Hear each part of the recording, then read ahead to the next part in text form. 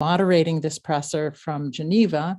And in Berlin at the World Health Summit, we have Dr. Tedros Adhanom Ghebreyesus, the Director General of the World Health Organization, with Professor Mariana Mazzucato, who is the chair of the WHO Council on the Economics of Health for All, but she is also professor in the Economics of Innovation and Public Value at the University College London, where she's also founding director of the UCL Institute for Innovation and Public Purpose.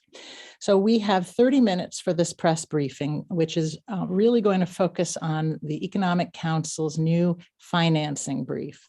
And the timing of the brief is quite important as we have the G20 meeting coming up later this week.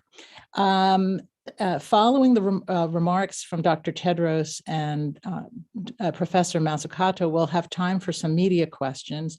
When I come to you, to the Q&A, I'll ask you to raise your hand in the Zoom and write in your name and the name of your outlet so we know who you are and can call on you.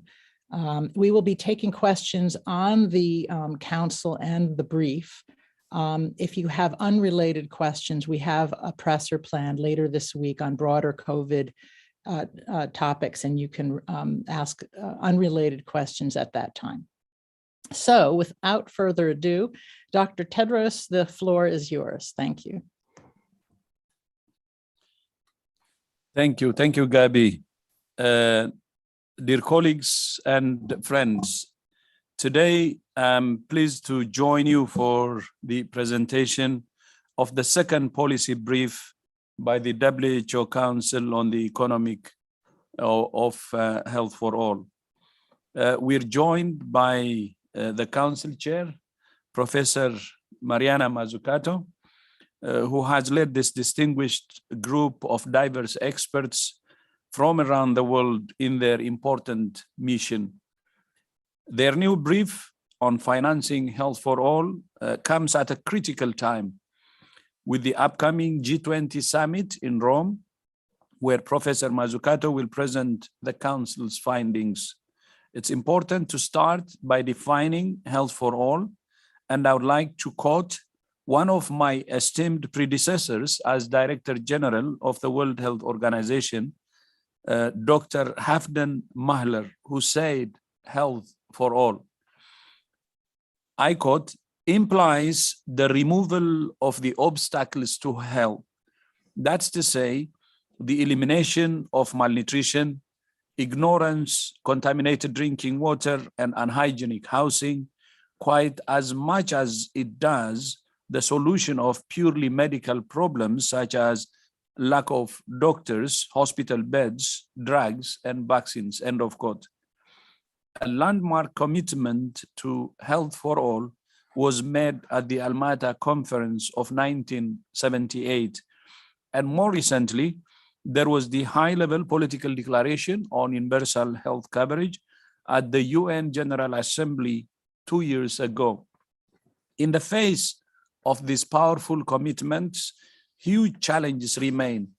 The COVID-19 pandemic has thrown a harsh spotlight on the inequities both within and between countries.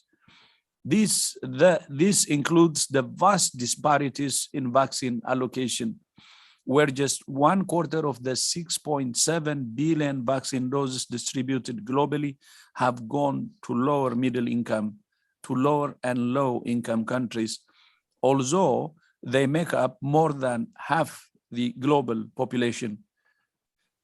Addressing the structural inequalities that keep us from achieving health for all is not a job for the health sector alone. The COVID-19 pandemic that has taught us that the impact of health crisis resonates throughout economies and societies. It's clear that this goes well beyond the health ministry. Ministries of finance, trade, labor, infrastructure, environment, and so many others, including heads of state, including international financial institutions and the private sector, must be at the table, must take responsibility and tackle the great challenge of health for all together. We need a new narrative. We can no longer see health as a cost, but as an investment that's the foundation of productive, resilient, and inclusive economies.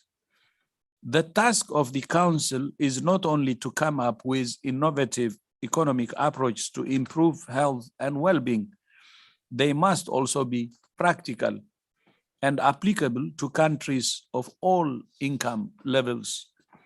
The Council released its first brief on health innovation this past June. The new policy brief released today on financing health for all proposes a radical shift in economic thinking for global health. Instead of looking at health as a piece of the economy, it's time to look at how the economy can support the societal goal of health for all. This new finance brief shows that neither existing market mechanisms, with their focus on short-term returns, nor development funds alone are enough. They do not provide the global public goods on which we all depend, such as vaccines, nor do they address the major inequities undermining equitable access. The Council is proposing bold, concrete actions for governments and multilateral organizations in three major areas: creating fiscal space, the direction of investment, and the governance of public and private financing for health. This does not just mean more money. It means making the better, smarter, and sustained investments that are needed to achieve health for all. So more money plus better money, not only the quantity, but also the quality. It's time for a new paradigm. We have to consider financing for health as a long-term investment, not as a short-term cost. My thanks to Professor Mazzucato and all Council members for their work. I hope that this powerful report reaches policymakers in all sectors and at the highest levels. Thank you, and Gabi, back to you. Thank you, Dr. Tedros. Now we're going to turn to Professor Mariana Mazzucato. Mariana, the floor is yours.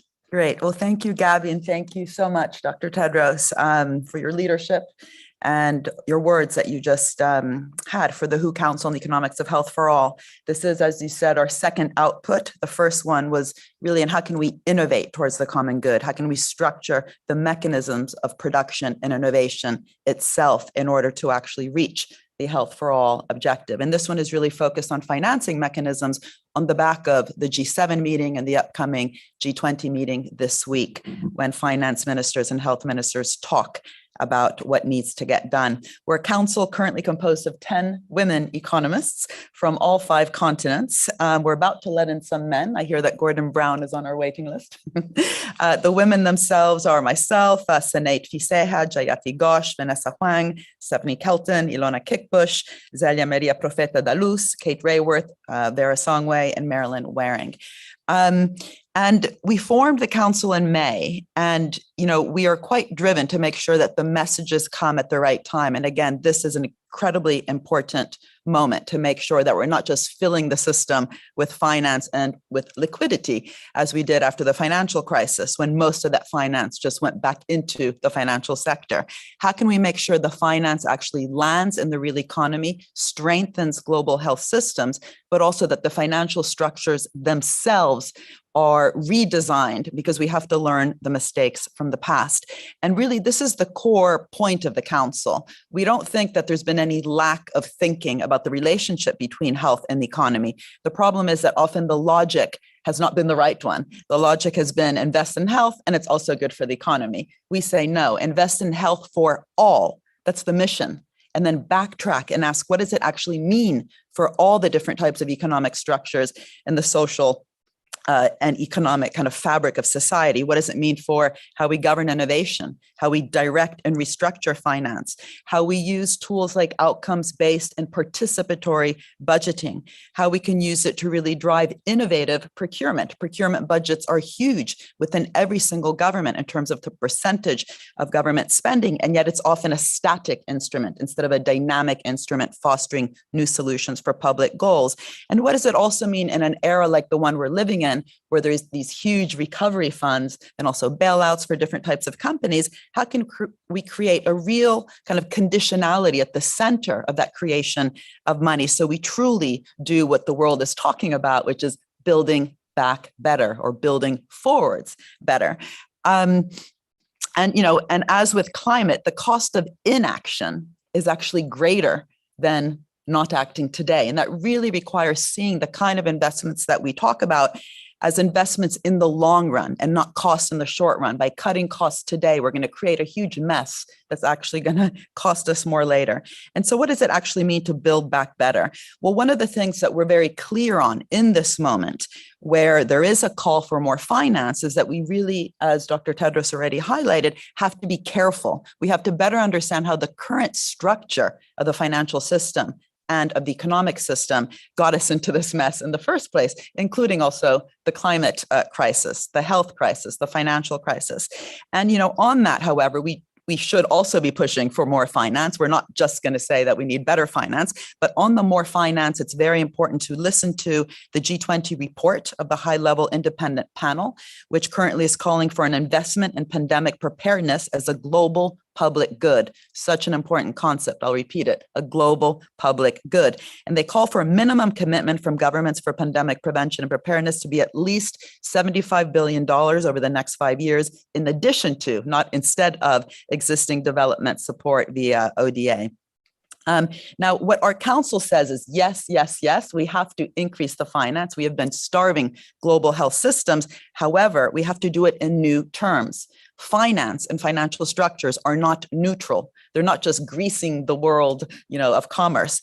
How we structure the financial systems and the public-private partnerships actually matter, and they affect the direction where the finance actually goes and also the outcomes. And so we really believe that the existing paradigm of economic thinking itself needs to change. This is why we brought together these amazing women, many of which are actually professors of economics, to really ask, what is the new economic thinking that also needs to be underpinning better economic policy? A lot of the problems have been that the focus on short-termism, which has then led to cost-cutting, profit maximization, has also really dismantled vital capabilities on the ground that have undermined the strengthening of health systems and the social determinants of health.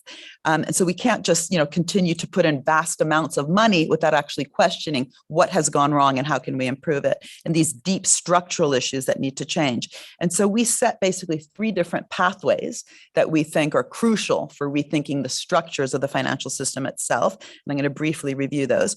First, we argue that we need to, stop saying that there's no money, right? We need to actually create the fiscal space for health for all. And we can't do it when it's too late. Money has come out of the woodwork during COVID-19, but it's too late if we are not continuously investing in all those very important areas that then lead to the mission of health for all. And we argue that internal constraints on government budgets are not insurmountable, and governments have always actually more room for increasing the fiscal limits on investments for health than they're led to believe. And it's not just a matter of political choice, but also one of political will, whether a country can mobilize all the resources and levers it can to maximizing financing for health, such as innovative monetary policy, but also, as I mentioned before, procurement policies, using all the different levers, grants, loans, procurement, to really catalyze new solutions that we need for health for all, which has to be the objective itself.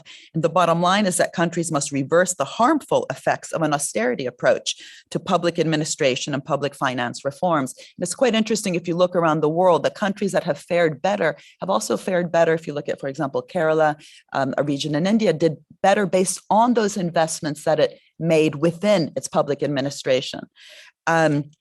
And there's indeed an external constraints, almost false constraints that have been imposed on governments' fiscal spaces, often by, and let's call it out, multilateral organizations like the IMF and the World Bank. And actually, the IMF has put out some very important writings in recent years saying actually austerity didn't work, and it itself has to change in terms of what kind of conditions it puts on the loan. So let's remember that kind of mea culpa call that we've seen in recent years with some very important papers that have come out of the IMF.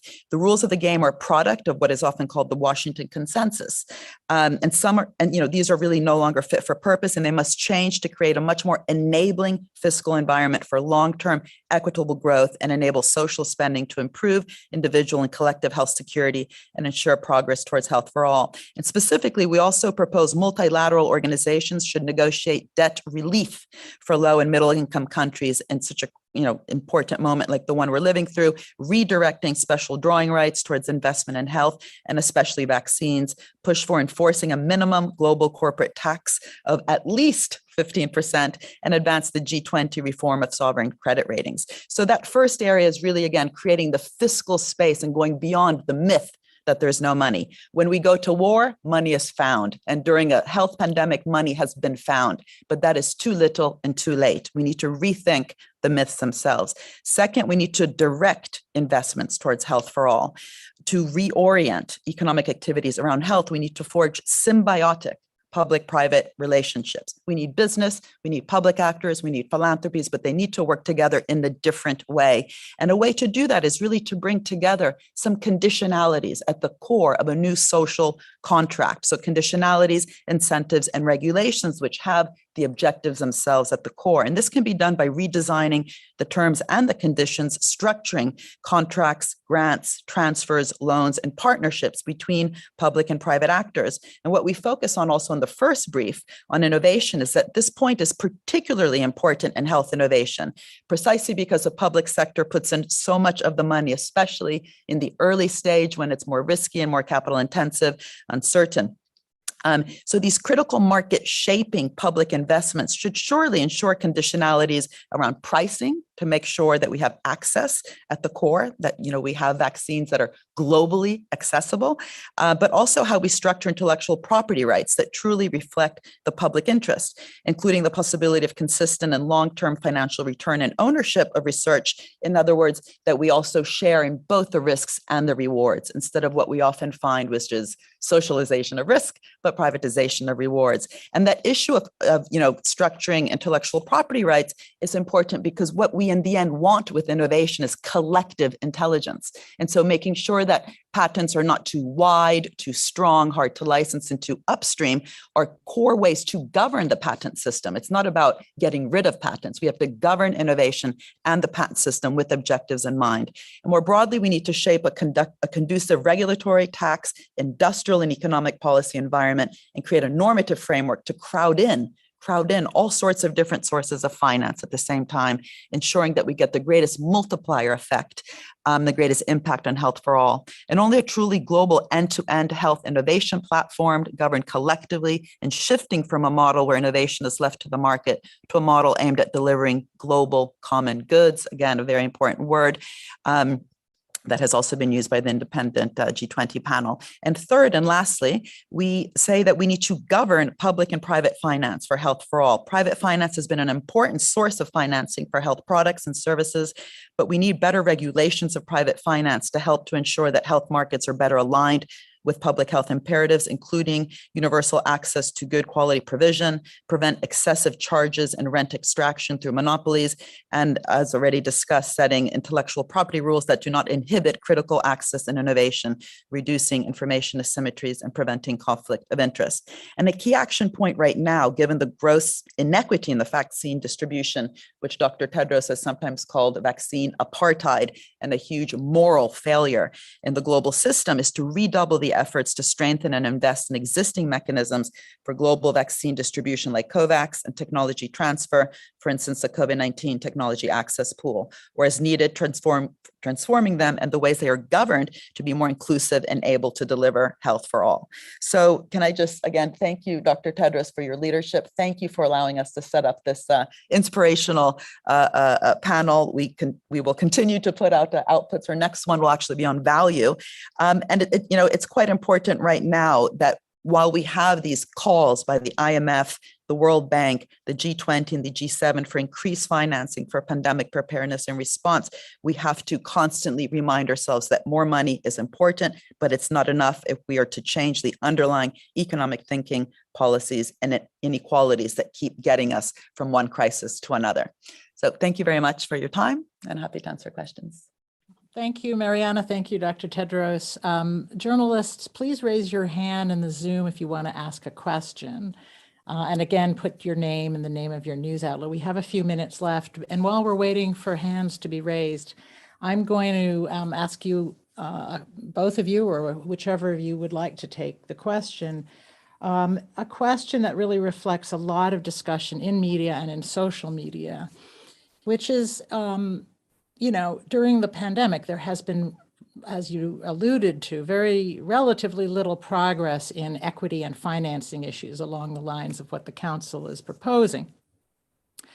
And the brief that you've summarized is very idealistic, and it proposes really transformative steps. But given the fact that the market economy is so deeply embedded in most powerful nations, is a radical re-engineering really possible? Don't you think that after the pandemic, capitalist societies and most powerful private and public sector leaders and players will just go back to their old ways, will revert to the same old, and the new social contract you propose will just be left behind? Should I take that, Dr. Tedros? We can do it together. Maybe I'll start. So it's a really good question. And, part of it is also, I think there's two parts to your question, which is, are we going to go back to the old way? And, the answer is we can't afford to. But the bigger question is this just pie in the sky? And is this just kind of some sort of utopian ideal? And I think the answer is no. And this is why the second year actually of the council, this is still just our first 6-month period, is really going to be focused on implementing these ideas. And one of the ways to do that is actually to start working with different partners globally who have already begun, but just in too much of a peripheral way, to experiment with new structures of finance. It's quite interesting, even with the COVID-19 recovery funding globally, some countries like in France were quite bold in putting strong conditions attached to the money that flowed, for example, to airlines in the automobile industry. They had to commit to lowering their carbon emissions over the next 5 years in order to get that public subsidy. And there's something about that conditionality that we need to be just normalizing. It shouldn't just happen in a period of crisis, precisely because the sector, the health area, has so much collective effort and collective value creation. What does it mean to design within these partnerships goals and conditions attached? So we don't just use the word the market economy, but actually remember that markets are outcomes of how we govern all the different actors, but especially how we govern the relationship. And that's why in the brief, we talk about mutualistic and symbiotic relationships, and not what, frankly, sometimes in the health area, sometimes is a parasitic relationship. Look at the United States, where you have $40 billion a year going in by the National Institutes of Health and Health Innovation, and somehow the intellectual property rights don't, get governed with respect to that. The pricing of the drugs, again, don't take that into account. So this is actually a global phenomenon that, because health is so important, we think that it's enough just to put money in without then governing it to make sure it actually benefits people. And another just example I'll bring out is the military. The military also invests in health. Soldiers get sick in the war, but because we put war as an urgent battle, to win, somehow, organizations like, again, in the US, the Department of Defense and DARPA, when they fund medicine, they make sure actually that the soldiers get access to the medicine that they actually financed. It's because we don't treat as urgent or social problems that we don't actually get real to make sure that we have global access to these innovations that we're financing. And so I don't like to use the military as an example because I don't think we can rule by fear, but it's interesting that when we put our minds to it and actually treat things in an urgent way with what I call a mission orientation, we can learn a lot about what has happened in other sectors. And we need to use COVID-19 as a real wake-up call to do things differently. Great, thank you. Anything to add, Dr. Tedros? We do have a question from— I think Mariana had already said, but the pandemic is, unprecedented. And if we're going to learn, if we're not going to learn lessons from this, I think we will repeat the same mistake. This COVID pandemic has affected the whole world and actually taken the whole world hostage, and destroyed lives and livelihoods, affected our social fabric, impacted our politics, economy. I think the world should come back to its senses and learn from this and implement. Gabi, you said this is idealistic. I wouldn't say that. I would say this is the right thing to do in order to prevent the next pandemic and prevent all the crisis that's happening now. Still, it's happening, by the way.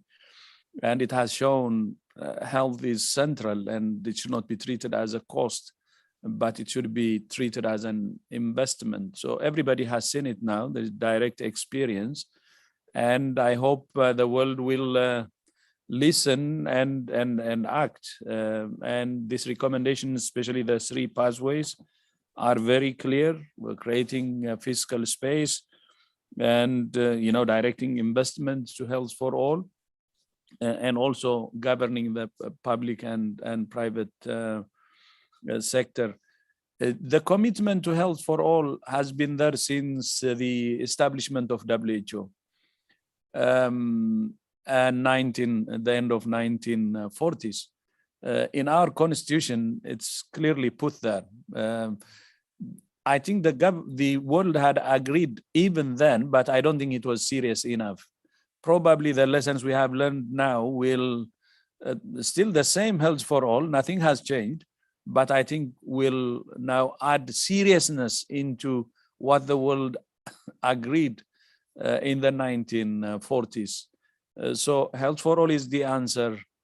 And I think we have learned our lessons the hard way, and we have to listen to the council that's already proposing the pathways to a better world.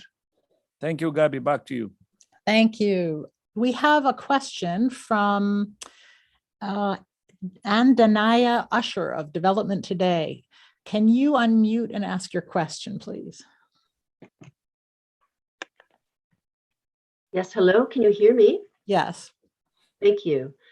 So you mentioned COVAX in your presentation, and you mentioned one of the recommendations of the G20 report on pandemic preparedness to invest at least $75 billion over the next 5 years, in addition to ODA. What I'd like to ask you about is, in 2 days, the ACT-Accelerator, of which COVAX is a part, will launch a new strategy and budget for 2022. I have not seen the final version yet, but the total bill for high income countries will probably be in the region of $40 to $50 billion if we include the funding gap from this year. The argument has been made by the IMF and WHO and many others that it makes economic sense to help low and middle income countries out of this pandemic, and yet ACT-Accelerator remains badly underfunded. So what arguments can be made, in your opinion, for high-income countries to make this funding available and in a timely fashion? Thank you so much. Thank you. Which of our distinguished speakers would like to take this question. I mean, I think you gave the answer in your very eloquent question, which is that, of course, the high-income countries have to be helping the low-income countries. One of the things that we talk about in both briefs is that we also need to, at least in the long run, better understand why it is that the capacity on the ground in the low-income countries has become so weak. How can we actually change the business models, the way we innovate, and create industrial capacity globally, precisely so we have to rely less on charity in moments like these. And so even though immediately we need solidarity and we need the high income countries to do exactly what Dr. Tedros set out in his early remarks, I think in the long run, we have to realize that this, donor mentality is actually part of the problem, and that lots of the conditionalities that were set in the past on the loans provided to developing countries precisely made them weaker, actually. And, they weren't allowed actually to create that kind of fiscal space that we highlight as the first key kind of pillar. And so over time, because this will not be the last pandemic, as the permafrost melts, apparently there's going to be all sorts of other viruses that come about. So, climate change and this health crisis are really interlinked, unfortunately. So we have to be better prepared, and that preparedness needs to be a long run preparedness that really is built on the ability to have a distributed, manufacturing capacity and industrial capacity globally. And, focusing on the continent of Africa, I think is going to be extremely important in that light. And that is why we call out things like the Washington consensus conditionalities that actually led to that weaker global system in the first place. So I would say that your recommendation is exactly the right one. And it, again, echoes what Dr. Tedros mentioned in the beginning, but it's not enough itself. Otherwise, we will constantly have to rely on someone filling the gap and a donor type mentality, which unfortunately doesn't actually make the global economic system stronger in a distributed way. Yeah, thank you. I think it's covered, but just one dimension. I mean, we were discussing about the ACT-A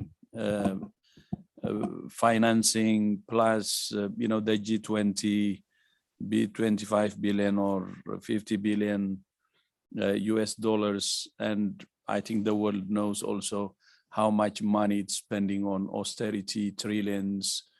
And some finance ministers said what ACT-A is asking is actually a rounding error for many countries. So, 75 billion for 5 years is really small, not really big comparing it to the austerity funding, which we see in especially high-income countries. So is it because of lack of money? I don't think so. It's not. Then what it is?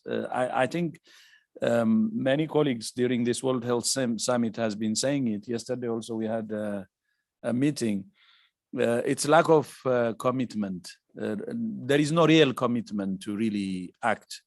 And based on the recommendations, implement and then get the necessary result that we're expecting. It's actually very disappointing that the ACT-A is not fully financed because as the ministers of finance said, it's a rounding error, the amount of money which is being asked. And collectively for those who have the resources, it's actually even small because no one is expecting the funding to come from one country or two or three countries. It's from all that can afford to contribute, especially the high-income countries. So it's again, if there is a commitment, real commitment, there is a way.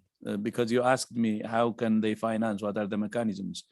A mechanism is not an issue. There are mechanisms that you can use to finance. The problem is the lack of willingness and commitment to act, or low commitment to act. So we have, as you said, our presser on Thursday. When we launch the strategy, we can discuss the same thing again if you're joining. Thank you. We have Two more questions and then we'll wrap up. One is a written question from Gustavo Capdevila of Interpress Service. And he asks to you, Mariana, what do you specifically refer to when you mention, quote, artificial constraints imposed by outdated economic assumptions, end quote? Well, sorry, were you finished, Gabby? Yes. This idea that government budgets are the same things as household budgets. You know, a household, if it gets into debt, it must pay back that debt or it will go bankrupt. That is not the same thing as a government budget. Governments do, especially those with sovereign currencies, they have the ability to create a finance, but it's more than just the kind of activities through bond markets. It's also the point that if you can then create a multiplier effect, which is really what we talk about, the need to have ambitious, bold public policies that are mission oriented, that increase also the expectations in the business community of where future opportunities lie, but with strong conditions attached to make sure there's a common goal that has a multiplicative power of creating finance that, of course, again, households don't have. And so this confusion between government budgets and household budgets is what I'm referring to, that creates this false idea that there's no money, that you actually have to, say, raise taxes, which of course is important. We should have a progressive taxation system, but the actual constraint is often the lack of imagination of what to finance in the first place. This is why it's important to go back to,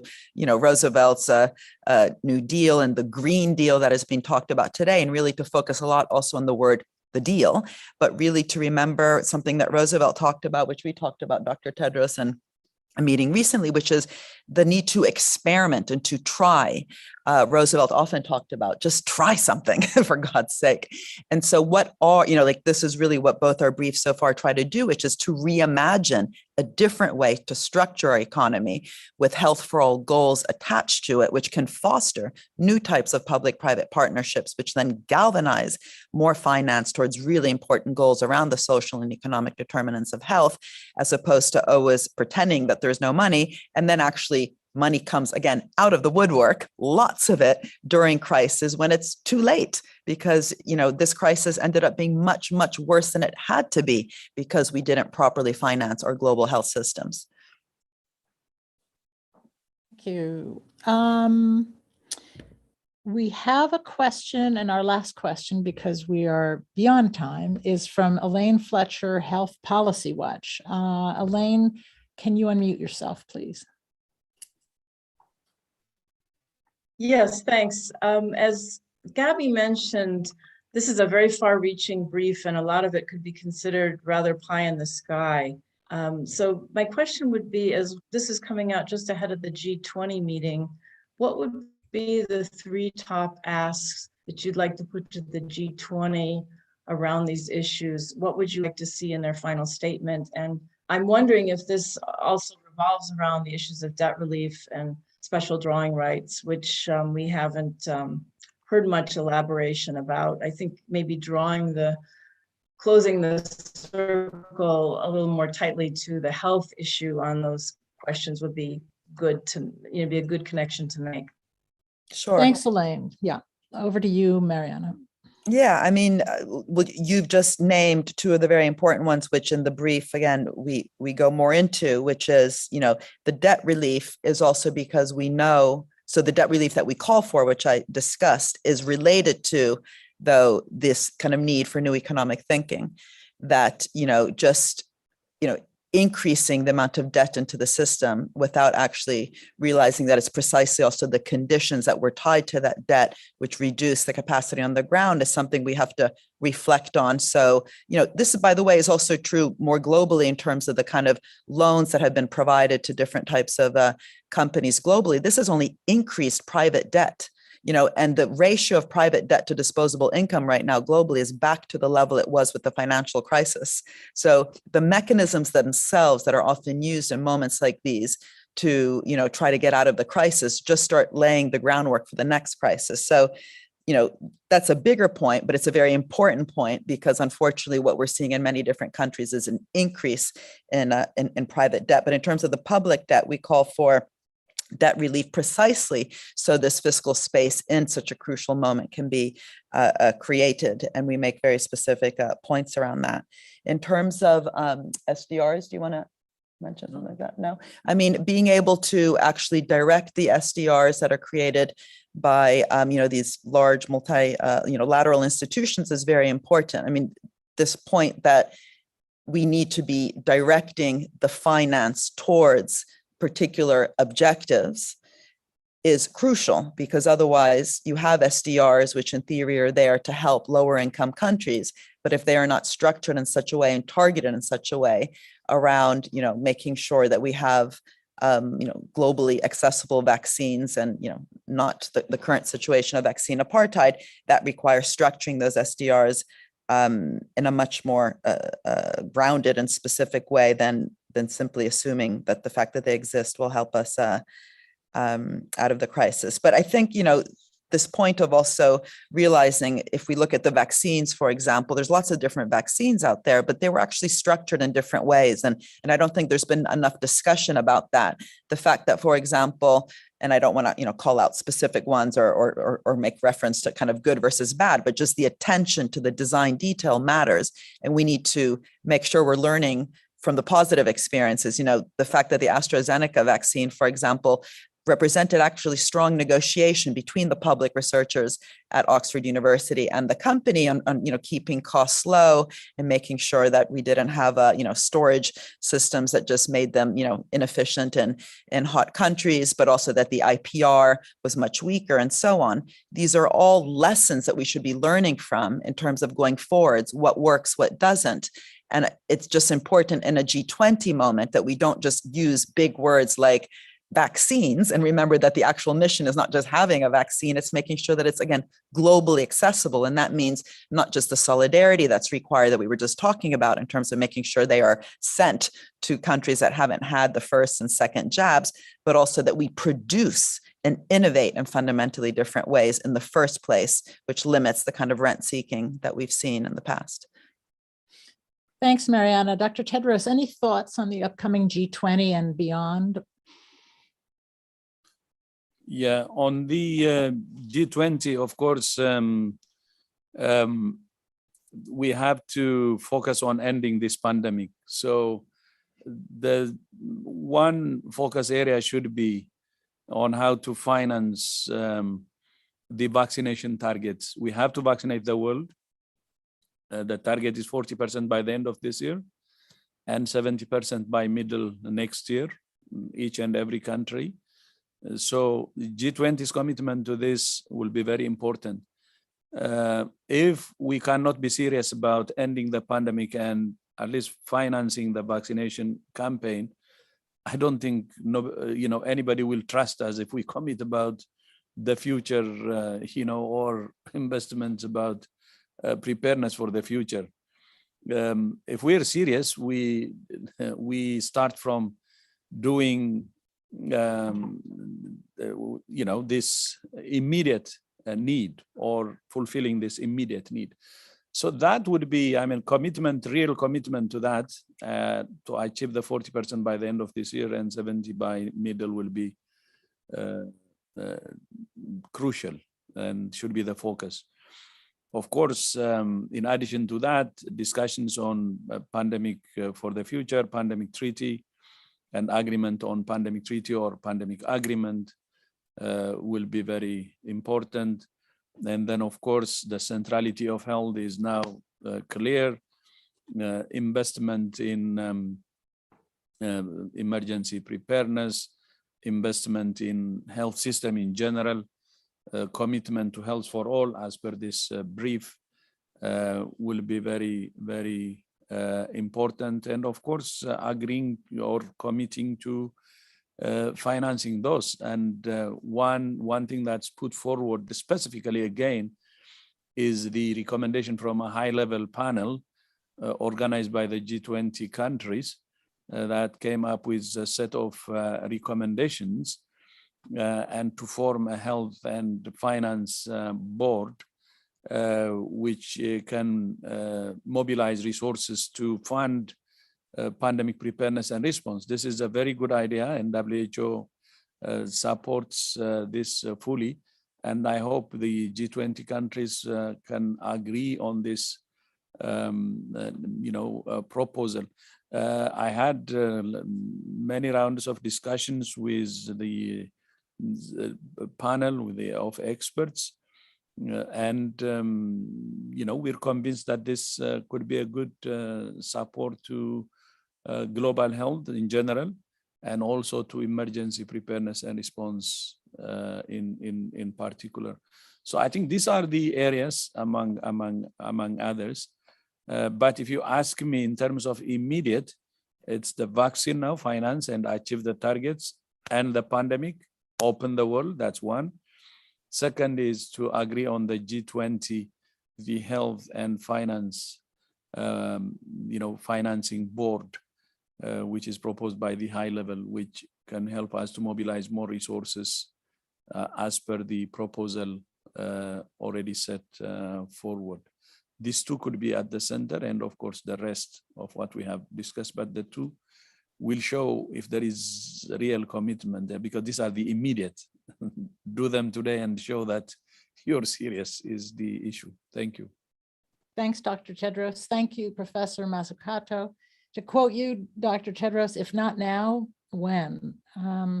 So with that, I'll wrap up the press conference. To reporters who joined, thank you. We will send you via email the audio file from this presser later today. There is a session at the World Health Summit in Berlin on the Council for the Economics of Health for All, which will be live streamed, which our two distinguished speakers will join, and other VIPs. Hope you can tune into that, which we will also be live streaming on our accounts. And last but not least, we will have a press conference on Thursday.